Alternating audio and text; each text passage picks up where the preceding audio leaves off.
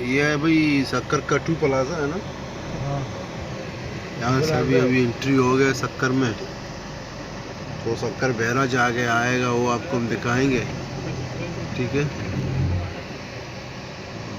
सही ज़बरदस्त।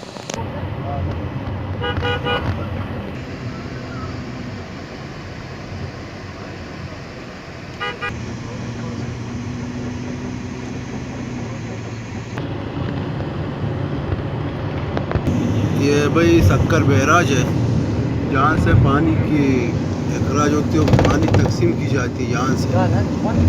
और ये किस जगह को पानी देना है, कहाँ पानी भेजना है, ये जो पुल आपको नज़र आ रहा है, ठीक है, यहाँ से जो है जो पीछे नज़र आ रहा है वो पानी है।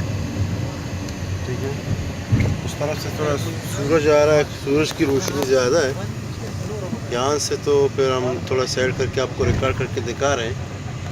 ये जो पुल बनाया गया है, उस ज़माने में अंग्रेज़ों ने ये पुल बनाया था, उसी ज़माने का ये पुल है जो हम अपने चैनल के नाज़रीन को दिखा रहे हैं। तो हम उम्मीद करते हैं कि आप लोगों को ये वीडियो हमारी पसंद होगी, और उम्मीद करते हैं कि आप लोग चैनल को सब्सक्राइब करोगे और शेयर भी करोगे।